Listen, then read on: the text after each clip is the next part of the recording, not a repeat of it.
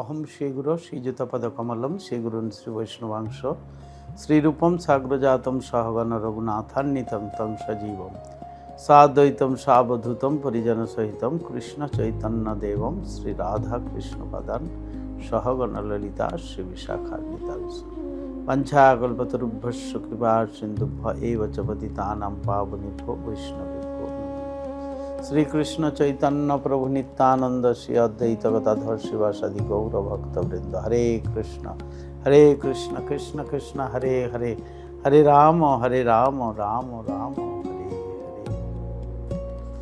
পরমারাধ্যতম শ্রী গুরুপাদ পদ্ম ত্রিদণ্ডী স্বামী নিত্যলীলা প্রবিষ্ট শিল ভক্তি প্রকাশ আশ্রম গোস্বামী গুরু মহারাজের শ্রী চরণ কমলে অনন্ত কোটি ভুলণ্ঠিত দণ্ডবত প্রণতি নিবেদন করে তার অহৈতুকী কৃপা প্রার্থনা করি। আজকে প্রশ্ন এসেছে, নাম কি বা কৃষ্ণ নামের মাহাত্ম্যই বা কি? আপনারা যে সদা সর্বদাই কৃষ্ণ নাম করেন, এই কৃষ্ণ নামের মাহাত্ম্য কি? শাস্ত্রে বলছেন যে শ্রীকৃষ্ণ চৈতন্য প্রভু নিত্যানন্দ শ্রী অদ্বৈত গদাধর শিবাসাদি গৌর ভক্তবৃন্দ হরে কৃষ্ণ কৃষ্ণ কৃষ্ণ হরে হরে হরে রাম রাম রাম হরে হরে। মহাপ্রভু কি বলছেন? কৃষ্ণ কেশব ত্রাহি মাম রাম রাঘব রাম রাঘব রক্ষ। কলিকালে নাম রূপে কৃষ্ণ অবতার, নাম হইতে হয় সর্ব জগত নিস্তার। নাম ভজ নাম চিন্ত নাম কর সার, কলিকালে নাম বিনা গতি নাহি আর। কলিকালে নাম বিনা গতি নাহি আর। কৃষ্ণ নাম হরি নাম বড়ই মধুর, যেই জনা কৃষ্ণ ভজে সে বড় চতুর। হরের নামৈব কেবলম, কলৌ নাস্তেইব গতিরন্যথা। নম ধাতু থেকে এসেছে নাম। গুরু মহারাজ বলতেন নম ধাতু থেকে এসেছে নাম।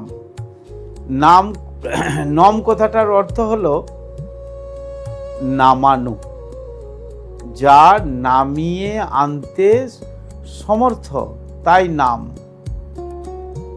বোঝা গেল? যা নামিয়ে আনতে সমর্থ তাই নাম। কিন্তু কাকে নামাই? যার নাম তাকে নামাই। শুধু তাই নয়, যে নাম করে তাকেও নামাই। যে নাম করে তাকেও নামাই। ভগবানকে নামাই তার আসন থেকে, তার ধাম থেকে মর্তধামে, একেবারে নামকারীর হৃদয় মন্দিরের অন্তঃস্থলে। আর ভক্তকে নামায় তার অভিমান থেকে পূর্ণরূপে দীনতায়। নামেই কৃষ্ণ বশীকরণী শক্তি। কৃষ্ণ নামই কৃষ্ণ বশীকরণী শক্তি। নামের মুখ্য ফলই হচ্ছে কৃষ্ণ প্রেম। নাম জড়বস্তু নয়, নাম চিন্ময় বস্তু। আগুনের দহন করবার শক্তি না জেনেও তাতে যদি আমরা হাত দিই, তাতে কি হবে? হাত পুড়ে যাবে। তেমনি নামের শক্তি না জেনেও যদি আমরা সেই নামাক্ষর উচ্চারণ করি, নামাক্ষর উচ্চারণ করার সঙ্গে সঙ্গে হৃদয়ে ভক্তি জন্মায়। কলির সাধন একমাত্র হরিনাম। যে কথা জানে না, যে কথা মানে না, তার উদ্ধার নাই। এ সংসার থেকে কর্মযোগ বা জ্ঞান, কলিকালে তিনের প্রয়োজন নাই। একমাত্র হরিনামই উপায়। হরিনাম ছাড়া কোনো গতি নাই। যারা কর্মী তারা চায় ফল, যারা জ্ঞানী তারা চায় জ্ঞান, আর যারা যোগী তারা চায় মুক্তি। কিন্তু যিনি প্রেম চান, ধর্ম অর্থ কাম মোক্ষ, এই যে যোগ সাধনার যে 4টি জিনিস, এই 4টি জিনিসের চতুর্বর্গ, এই চতুর্বর্গের ঊর্ধ্বে যে পঞ্চম পুরুষার্থ কৃষ্ণ প্রেম শিরোমণি, সেই প্রেম যারা চান তারা শুধু নিরন্তর নিষ্কপটে অন্তরের অন্তঃস্থল থেকে কৃষ্ণ নাম করে যাবেন। কৃষ্ণ গোবিন্দ বা হরি বলে ডাকো। একটু ব্যাকুল হয়ে কেঁদে কেঁদে ডাকো, সেই ডাক কখনো বিফল হবে না। দুঃশাসনের কাছে লাঞ্ছিত হবার উপক্রমে দ্রৌপদী কেঁদেছিলেন, হে গোবিন্দ, তুমি আমায় রক্ষা করো। হে মধুসূদন, তুমি আমায় এই বিপদ থেকে রক্ষা করো। কে ডেকেছিলেন? না, দ্রৌপদী। পঞ্চপাণ্ডবের যুধিষ্ঠির মহারাজের পাট রানী দ্রৌপদী, পাঞ্চালী, তিনি ডেকেছিলেন, হে গোবিন্দ, আমায় রক্ষা করো। এই বলে তিনি ডেকেছিলেন। কিন্তু ভগবান তিনি এসেছিলেন। তিনি এসে কি করলেন? অফুরন্ত বস্ত্রের যোগান দিয়ে দ্রৌপদীর লজ্জা রক্ষা করেছিলেন। অফুরন্ত বস্ত্রের যোগান দিয়ে ভগবান তাকে দ্রৌপদীর লাজ নিবারণ করেছিলেন। ভক্ত হরিদাসকে যখন 22 বাজারে বেত্রাঘাত করা হয়, এক কথায় আমাদের যে বাংলা ভাষায় প্রহার করা হয়, তখন ঠাকুর হরিদাস কেঁদে কেঁদে ভগবান শ্রী হরিকে ডেকেছিলেন, হরিনাম করেছিলেন। তিনি কৃষ্ণ নাম করেছিলেন। যত মারছে তত কৃষ্ণ বলছে, যত মারছে তত কৃষ্ণ বলছে, জল্লাদরা যত মারছে তত কৃষ্ণ বলছে। সেই ডাকে স্বয়ং গোবিন্দ, কলিযুগ পাবন অবতারী শ্রীকৃষ্ণ চৈতন্য মহাপ্রভু, গোলকের হরি, সেই হরিদাসকে তিনি এসে হরিদাসকে কোলে করে রেখে প্রহারের হাত থেকে রক্ষা করেছিলেন। কোনো বেত্রাঘাত হরিদাসের পিঠে লাগেনি। লেগেছিল কার পৃষ্ঠে? না, স্বয়ং ভগবানের পৃষ্ঠে। কিসের জন্য? নামের জন্য। আমরা বুঝতে পারছি কেন নাম করব। কৃষ্ণ নামের গুণে প্রহ্লাদকে হত্যা করা যায়নি। প্রহ্লাদ তিনি স্মরণ করেছিলেন, কৃষ্ণকে স্মরণ করেছিলেন, গোবিন্দকে স্মরণ করেছিলেন। তার পিতা দৈত্যরাজ হিরণ্যকশিপু তাকে কত না কত আঘাত করেছে, কত না কত কষ্ট দিয়েছে, কত না কত অত্যাচার করেছে।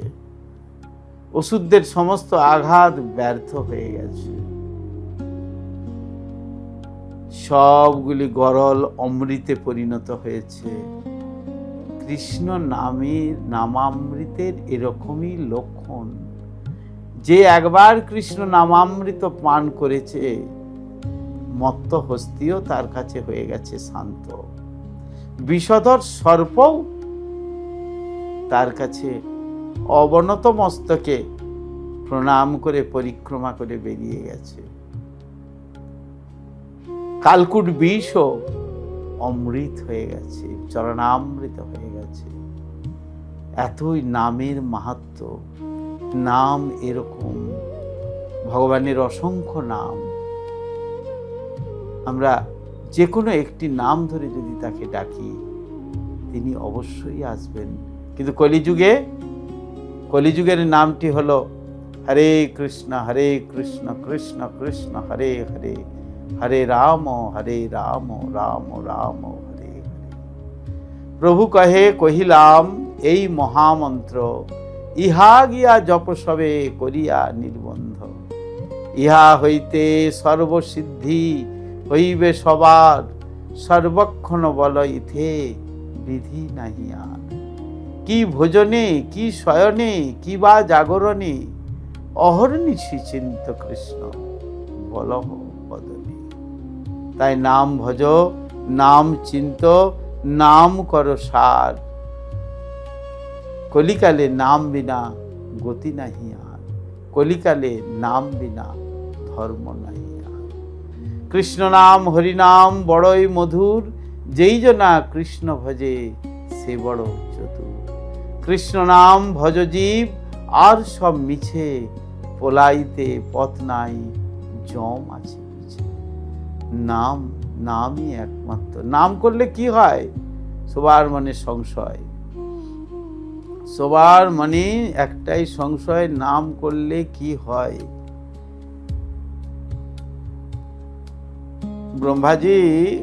ব্রহ্মাজির মানসপুত্র দেবর্ষি নারদ, যিনি সব সময় নাম করতেন, আমাদের মহাজন পদাবলীতে আছে না, নারদ মুনি বাজায় বিনা রাধিকা রমণ নাম। নাম অমনি উদিত হয় ভকত গীত। যিনি সব সময় নাম করেন, তারও মনে একবার সন্দেহ হয়েছিল, আমি যে এত নাম করি এতে কি লাভ, কি তার মাহাত্ম্য, কাকে জিজ্ঞাসা করা যায়? তিনি পিতার কাছে এলেন। পিতা ব্রহ্মাজির কাছে এসেছেন। ব্রহ্মাজির কাছে এসে বললেন যে পিতা, নামের মাহাত্ম্য কি, আমাকে কৃপা করে বলুন, আমি কেন নাম করব, নাম করলে কি ফল? ব্রহ্মাজি উত্তরে বললেন, নামের মাহাত্ম্য সে আমি বলতে পারবো না বাবা, বললেই কম বলা হবে, আর কম বললেই অপরাধ হবে, আমি বলতে পারবো না। তুমি বরং একটা কাজ করো, তুমি কৈলাসেও শিব ঠাকুরের কাছে যাও, তিনি বললেও বলতে পারেন, তিনি সব সময় সদা সর্বদাই নাম করেন। জপেতি রামেতি জপেতি কৃষ্ণেতি, রাম নাম জপ করেন সদা সর্বদাই শিব ঠাকুর, আর কৃষ্ণ নাম জপ করেন সদা সর্বদাই ব্রহ্মাজি। ব্রহ্মা জপে চতুর্মুখে কৃষ্ণ কৃষ্ণ হরে হরে, আর শিব জপে পঞ্চমুখে রাম রাম হরে। তো দেবর্ষিপাদ তখন চললেন কৈলাসের দিকে, কৈলাসে শিব ঠাকুরের দিকে। শিব ঠাকুরের কাছে এলেন, গিয়ে তার চরণ বন্দনা করে, বৈষ্ণবের বন্দনা করে বললেন, হে প্রভু, হে শঙ্কর, আপনি তো সব সময় নাম করেন, গোবিন্দের নামেই আপনি মত্ত হয়ে থাকেন, বলুন একটা আমার মনে প্রশ্ন আছে, নামের মাহাত্ম্য কি, আমি কেন নাম করব, নাম করলে তার কি ফল হয়? শিব ঠাকুর বললেন, ওরে বাবা, নামের মাহাত্ম্য আমি বলতে পারবো না, তুমি একটা কাজ করো, নামের মাহাত্ম্য আমি বলতে গেলেই কম বলা হবে না, কম বললেই অপরাধ হবে, তার চেয়ে তুমি এক কাজ করো, যার নাম তারই কাছে গিয়ে তুমি এই প্রশ্ন করো, তিনি নিশ্চয়ই তোমাকে নামের মাহাত্ম্য বলবেন। দেবর্ষি নারদ মুনি বীণা বাজাতে বাজাতে, শ্রী হরির নাম গাইতে গাইতে বৈকুণ্ঠ ধামে চললেন, গোবিন্দের কাছে। দেবর্ষিকে দেখেই গোবিন্দ বললেন, নারদ মুনি, কোথা থেকে আসছো? হে নারদ ঠাকুর, কোথা থেকে আসছো? নিশ্চয়ই তোমার মনে কোনো প্রশ্ন আছে। নারদ ঠাকুর বললেন, আমি প্রথমে ব্রহ্মলোক গিয়েছিলাম, তারপর কৈলাস, আমি সেখান থেকে আসছি একটা প্রশ্নের উত্তর চাইবার জন্য, কেউ বলতে পারছে না, তাই আপনাকে বলছি। সকলেই জানেন, কিন্তু ইচ্ছা করেই কেউ বলছেন না, বললে নাকি কম হয়ে যাবে, আর কম বললে নাকি অপরাধ হয়ে যাবে। গোবিন্দ বললেন, কি প্রশ্ন? দেখি তুমি বলো, আমার দেখি আমার জানা আছে কিনা আমি উত্তর দেবো। গোবিন্দ বললেন, নারদ মুনি বললেন যে আপনার নাম করলে কি হয়? গোবিন্দ বললেন, এই কথা, ঠিক আছে আমার সাথে চলো। গেলেন। দেবর্ষিপাদ বললেন যে কোথায় যাব? না, আমরা যমলোক থেকে ঘুরে আসি। যমলোকে দেবর্ষিপাদ বললেন, যমলোক সে তো ভয়ঙ্কর জায়গা, পাপী তাপীদের শাস্তি পাওয়ার স্থান। আর চতুর্দশ ভুবন আছে, ঘুরে বেড়াই বটে, চতুর্দশ ভুবনে ঘুরে বেড়াই বটে, কিন্তু কখনো আমি যমলোকে যাই না। আচ্ছা, আপনি যখন বলছেন তাহলে একবার ঘুরেই আসি।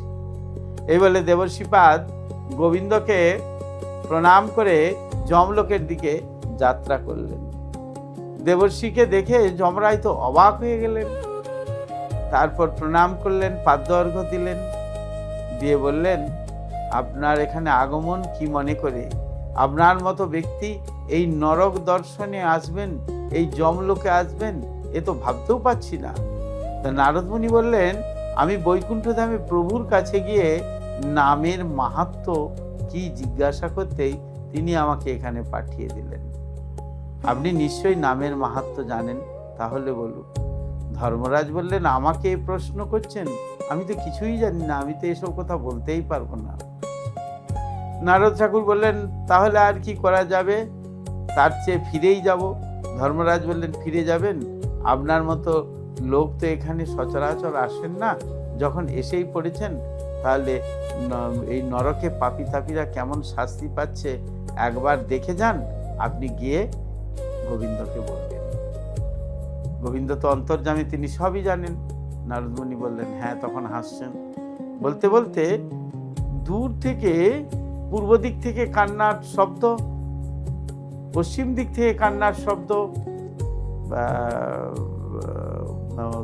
উত্তর দিক থেকে, দক্ষিণ দিক থেকে, চারিদিক থেকে কান্নার রোল ভেসে আসছে।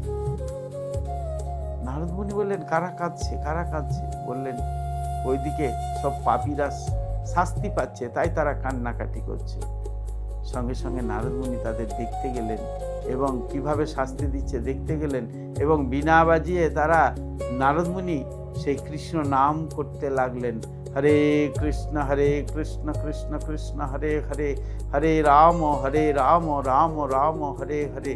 এই নাম করতে করতেই সঙ্গে সঙ্গে ভগবান একেবারে, এই সঙ্গে সঙ্গে সেই ভগবানের ইচ্ছায় পাপী তাপীরা সমস্ত উদ্ধার পেয়ে মুক্তি লাভ করে সকলেই বৈকুণ্ঠে চলে গেলেন। এর থেকেই আমরা বুঝতে পারলাম নামের মাহাত্ম্য কি, নাম করলে কি ফল পাওয়া যায়। সেই জন্য আমাদের অহর্নিশে হরিনাম করতে হবে। হরে কৃষ্ণ কৃষ্ণ কৃষ্ণ হরে হরে, হরে রাম রাম রাম হরে হরে।